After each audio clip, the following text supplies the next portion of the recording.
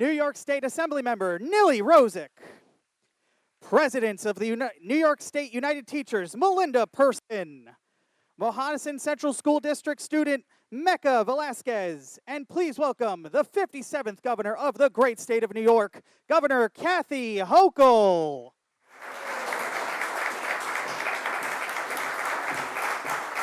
Thank you.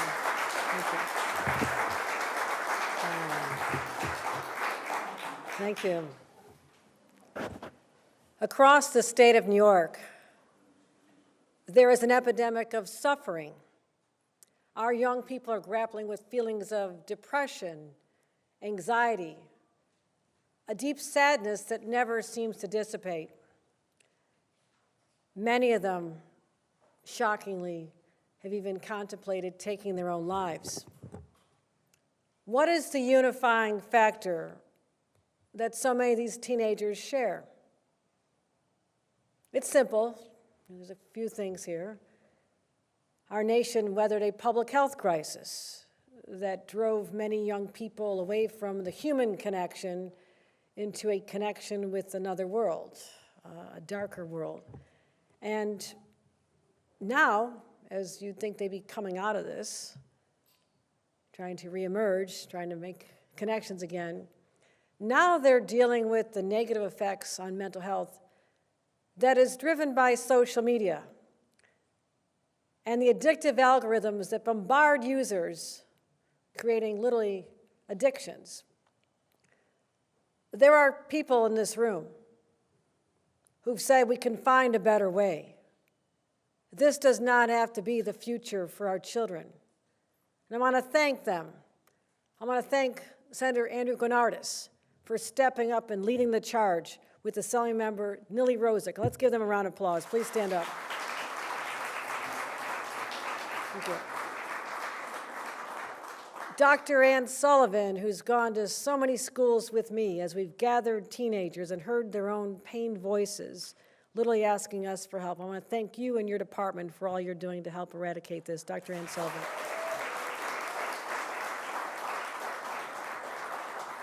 Melinda Person, who's the head of NYSID, who's dealing with the teachers who are also becoming stressed because they see what's happening before their very eyes. They spend more time with the children. They see the deterioration of their mental health, and her voice here today is also critically important. I want to thank her as well for championing this issue. We have a student, Mecca Velasquez. I want to thank her for coming over from the Mohonasen School District. I asked if she's taking time off school today. She said no, she was off school, so this is even better. I'm even more impressed of what you're doing. And Jared Hova, the Senior Advisor and Policy Counsel to the Office of the Attorney General, Tish James, who's been doing an extraordinary job on this, and I'll talk about her in a minute. But I know about this crisis because New York teens have told me themselves in their own words. When you don't see me here, it is not unlikely that I'm in a school. Started in the Bronx over a year ago, found my way through Long Island, upstate New York, everywhere I can get into a library and teenagers gather around me, surrounded by people who care deeply about them, their principals, their administrators, trying to say, you know what, we've got something that's unprecedented. Their parents didn't have to deal with this when they were students here, but the main thing is we make sure now that their younger siblings never have to either. So I've gone everywhere. We had a youth mental health summit. Thousands of people gathered last June. We had our listening tour. And when I listen, maybe this is because I'm a mom and I've raised teenagers, when you hear the pain in their voices, it hits you right here because we're hardwired to just make life easier and just more joyful. Childhood is supposed to be a joyful, happy time. I'm not just talking about toddlers who don't know anybody, young teens, and as you're merging into independence as a 14, 15, 16-year-old, they shouldn't be dark places for you. And the feelings of low self-esteem that just refuses to let go. And this darkness lives on platforms like Instagram, TikTok, These are ruled by addictive algorithms designed to draw the young people deeper and deeper into that darkness over and over. But it has also now taken over their well-being. It has gone too far. Not only do they target their insecurities, but it also makes them more inclined to have eating disorders, contemplate self-harm. And they're designed for one thing. When you talk about what addiction means, it's designed to keep them right where they're looking for the longest period of time. There's no escape from the clutches. And they try to collect as much personal information as possible. So young people are still figuring out who they are. Kind of a gawky time, except for Mecca, who's figured it all out. But right, I mean, it's just an awkward time in life. And I was, like all of you, I was young once. It's hard to believe. But the high school, middle school years can be tough. I wasn't the cool kid on campus. There's a lot of loneliness. But I never had continual bombardment to reinforce those feelings. I could find escapes. I found other places to go. I had a job. I made pizza and chicken wings most of high school.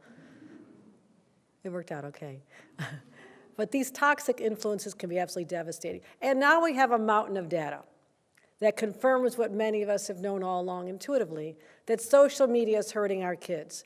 Last year, the United States Surgeon General announced that teens who use social media more than 3 hours a day face double the risk of depression and anxiety symptoms. Now, think about the kids we know, the teenagers we know. 3 hours would be a very light day, right? I mean, I've watched my nieces, and I have lots of nieces, and I have great nieces, and I'm watching these kids closely. And all of a sudden, they disappear from a family gathering for a long time. I know where they are. They're not outside kicking a ball.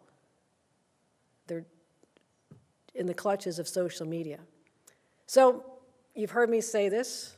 As governor of the state of New York, it's my responsibility to keep our people safe and healthy, safe from all threats.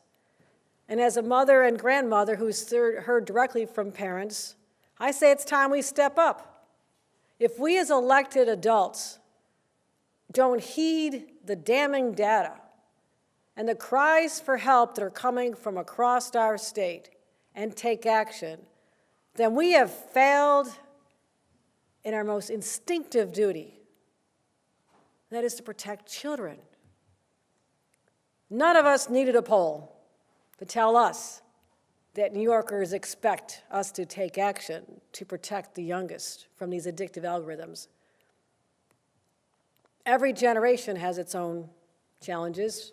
We stopped marketing tobacco to kids because we knew that was bad for them. We raised the drinking age to what it is now. And now we're also meeting that challenge despite opposition. We're going to take action to protect today's young people from the defining problem of our time, and that is the mental health challenges that they're experiencing. Now, last October, I was joined by Attorney General Tish James, Senator Gennardis, Assemblymember Rosick, and concerned parents, many of whom are in this room from all across the state of New York. We announced legislation to prohibit minors from being exposed to dangerous feeds and guard them from the online entities that work to collect their personal data. You just ask any parent, how do you feel about your children's personal data being collected for commercial use or other uses? Does that make you sleep better at night? No. So I can tell you today, many months later, it is my priority to ensure that these nation-leading bills are passed before the legislature goes home, and we are making progress. Again, I want to commend these two leaders. It's been tough out there, and you have not flinched a bit. And that, to me, is something we all should be proud of and praise, because our residents, our parents, our children need your help, and we're going to get this done. We have been working with so many partners, other partners in the legislature who care about this, because we'll be judged by whether we met this moment. And I want to give, again, special recognition to Attorney General James. She's been a remarkable leader on this. and all the parents, advocates. And I'm so glad she's been a great advocate with the parents. And when it comes to something as important in our children's health, doing nothing is not an option. So we're going to fight for them. Already we've made enormous strides. I mean, this is not a new space for us. We've had to do a lot to safeguard our children's mental health. Our historic $1 billion mental health plan expands treatment for young people wrestling with eating disorders. It grows the number of youth community treatment centers, invests $10 million in youth suicide treatment programs, helped an additional 137 school-based mental health clinics across New York. There's already 1,200. So every child who needs help can access it. You realize how important that is? The hassle it is when you recognize something could be wrong with your child, or they're actually saying to you, I need some help. And the effort involved in trying to find someone who'll see them, miss school, you miss work to fit in the appointment, and then they say, well, you need to come back every week for maybe a year, and we'll see how things go. You're missing time at work, your child is missing school, you don't know if they're going to be there the next year or not. And it's a major stressor for parents who are trying to even do the right thing. This is where the school, where a student spends most of their day with a loving, nurturing environment from administrators who care and will institute these in their schools, and the teachers who understand, yes, it's better that you take an hour off and go spend time with that counselor or that therapist because you'll come back more recharged. My philosophy has always been, we nip these problems now, and we can avoid a lifetime of students needing help later. That's why right now matters. Plus, we've also added $19 million for youth-focused enhancements to our continuum of care. Thank you, Dr. Sullivan. And I want to look no further than Mecca, a student who's with us today, because she's going to talk about what it meant to have these services, this help available in the confines of her school, not having to go out to a community and search for it. She's a therapist at school, and it made all the difference. But unless we take on the addictive algorithms that give birth to so many of these challenges, then we're just treating the symptoms, right? Let's get at the cause. Let's get at the cause. And that's why these bills matter so much. Our kids are hurting, the educators are seeing them struggle every day, and the parents who just don't know what to do. They want to see their kids well-adjusted. The parents, everyone from infants to 18-year-olds, are worried about the uncontrolled world of social media influences and the uncontrolled world, the uncertain future that lies ahead if we don't put on the brakes now. We need to ensure that social media is, as was envisioned, a force for good, not a place where innocent children are bombarded and lured to a dark world that could change them forever. And I often think about my 2-year-old granddaughter, Sophia. Very, very young. But if something doesn't happen at some point in her life, she'll be exposed as well. I'm glad my kids are old enough to have escaped this. MySpace was just starting. Remember that? And I remember saying to them, don't post anything that could stop you from being able to be a passive background check to be a Supreme Court justice. I literally told them when they were about 14 years old. They just looked at me, it's like, okay, Mom, we get it. So clearly they're not Supreme Court justices, but they did get jobs, okay? So we're saying enough is enough, okay? For Sophia and all those who are growing up in this digital world. And again, I'm so grateful for these partners who are standing up. The finish line is on the horizon. I can see it. We're this close, everybody. We can get this done. Let's give a round of applause to everyone in this room who cares enough about our kids and are going to stand up and fight for them. Thank you. Thank you, everyone. Thank you. And with that, let me bring up our champion, Senator Andrew Granardis.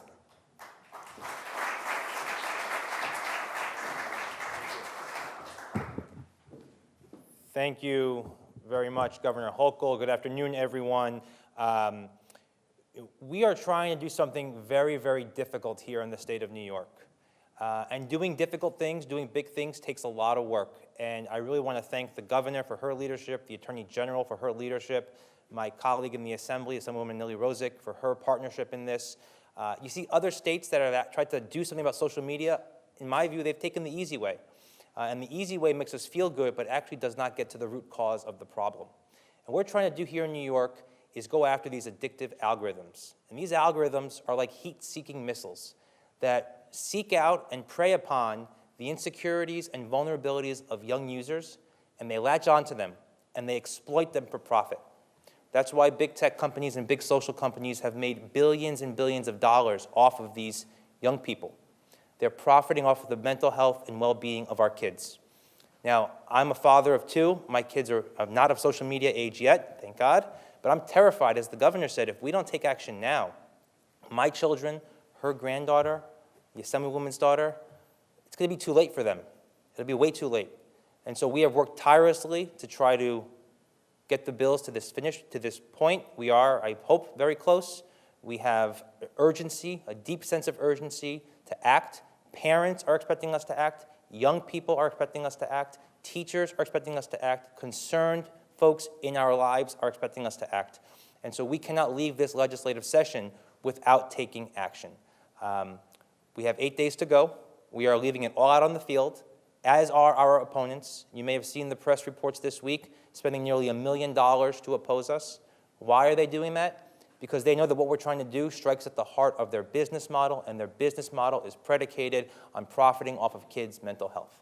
And we're here to say unequivocally that that is not okay by our standards. And so, I feel that we are getting very close. We have a lot of work to do left to get this over the finish line, but I really want to thank the governor for her attention to this, for her support in this, and for being such a huge champion of this from last October on, and working with us every step of the way. This is not about an Andrew Gennardis bill. This is not about a Nili Rozic bill. This is not about an Attorney General bill or a Governor Hochul bill. This is about all of us together taking collective action, every branch of government in New York saying unequivocally that we can do better for our kids. So with that, I want to call up my partner in this fight, someone who I'm so glad to be doing this with, and that is Assemblywoman Nili Rozic. Nili?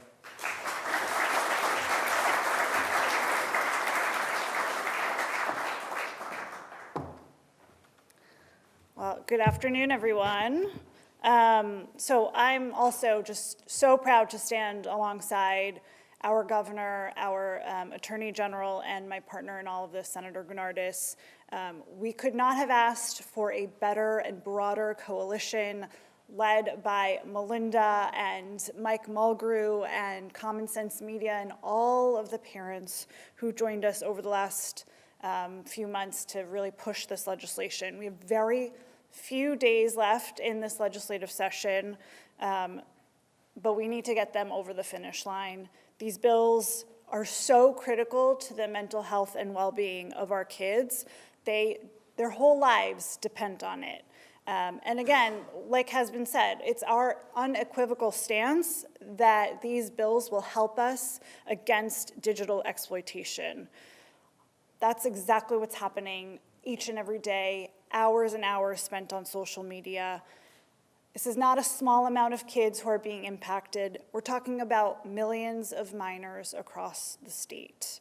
I've heard reports that 1 in 8 Instagram users actually experienced unwanted sexual advances in the last week alone. 2/3 of teens reported that they have been targeted by sexploitation schemes over and over again. The Department of Homeland Security even said that there are reports involving a child at risk, at imminent risk, have grown by more than 140% over the last few years. It's very clear that this is a national epidemic. It's not a few isolated incidents, and that's why I'm so glad that our governor has taken this on, taken head on right into the fight, because New York is a leader in this fight. And these tech platforms, they know exactly what the problem is. They know that minors are being exploited, bullied, harassed, and harmed on the platforms that they own, but they don't do anything. They don't do enough to prevent it. And you don't have to take my word for it, right? I'm a social media user, but you don't have to take my word for it. Talk to people like Mecca.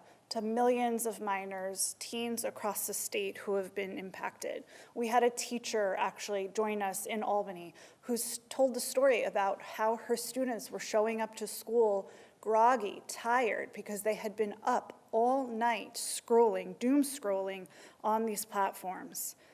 Today we're sending a resounding message that New York will always stand up for digital safety and for the mental health of our kids. In today's digital landscape, nothing is more important.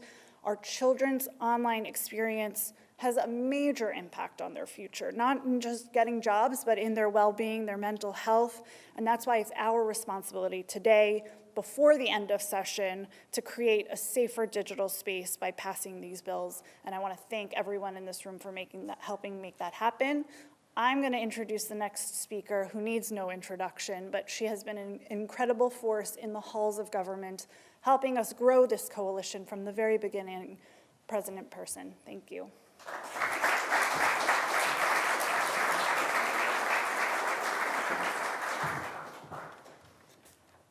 Hello, good afternoon. I'm going to start by actually reading an email that I received this week as a mom. I'm the mother of 4 children. My twins are in 5th grade, and I have a 2nd grader as well. My 4-year-old is in pre-K and not yet in school, but is already reaching for my phone every chance that she gets. Dear parents and guardians, I hope this message finds you and your families well as we approach the end of the school year. I want to bring something to your attention that's come up the last few weeks regarding our 5th grade students' online interactions. We've been made aware that some of our 5th grade students have been engaging in large group social media chats where there have been attempts to find and share embarrassing videos of their classmates. As educators, it concerns us to see such behavior among our students, especially at such a young age. And the superintendent goes on to detail what's happening in my child's elementary school. Parents across New York State need help. This is not something that we can manage on our own. And while I'm here to speak on behalf of educators, I also speak on behalf of the parents, and I want to acknowledge Kyle Belakopitsky, a member of the executive director of the PTA, who is part of this coalition. Teachers know a lot about social media and its impact because it comes into our classrooms. The bullying, students' inability to focus during class, it is something that comes up on every school visit that I have across the state. Now, our members don't want to be the cell phone police and constantly be confiscating or removing phones from students' hands. We need the state to take action to actually address these addictive algorithms. Help our students get the support that they need so that this problem can be taken under control. And this bill is these 2 bills are only the first step. There's so much more that we need to do to address this constant issue. The governor laid out the research. We have circled the problem, and these 2 bills are the first steps to addressing a solution. So I want to thank the sponsors and the governor and the attorney general for their leadership. These are our children, and if we cannot make these common sense reforms to protect them, we need to do this. Thank you so much, Governor, for your support.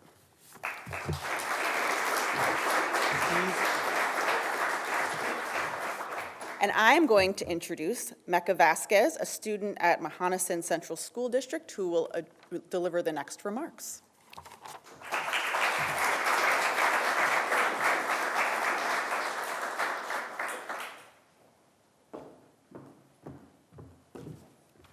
Hello, good afternoon. My name is Mecca Vasquez, and I am a student at Mohonasen High School in Schenectady County. If we, me and my peers, don't have spaces to talk about our feelings, it's so much harder to deal with them. At Mohonasen, the school I go to, we have a school-based mental health clinic, the same type that the governor's $1 billion mental health plan invests in, and that has had a real impact for me. For a while, I was struggling with my mental health and the pressures of being a student, and of course, being a victim of social media. One day, I asked my guidance counselor at school, and I was like, I'm really struggling to find therapy. And she said, we have therapy here in our school. It was great to get help from a therapist who really understood the issues and the pressure I was facing as an overachieving student. Having it available at my school made me feel like I was in control of my journey. So I'm really grateful for that, and I'm glad that more students at my school and all across the state are able to get this kind of help. I also want to speak on the issues that the governor highlighted regarding social media. For kids these days, social media seems like it's just part of life, but it's so true that it can be too much, and it's really overwhelming and addicting. Whether we're trying to learn or trying to hang out with our friends and family, we're hearing the big on our phone. Bing, the girl posted. Bing, she's on vacation. Bing, she's doing more than you. Bing, look at her life, it's great, why isn't yours? Feel stressed yet? This is what me and my peers go through on a daily basis. So it's great that the governor and lawmakers are getting involved in the issue, and I'm really glad that they're focusing on us. And I think it's pretty simple overall. Kids all over the state should be safe on social media, and they should be able to get mental health support that they need now. Thank you for all of you taking action and for making this happen for me and my peers. Thank you very much. That concludes our program.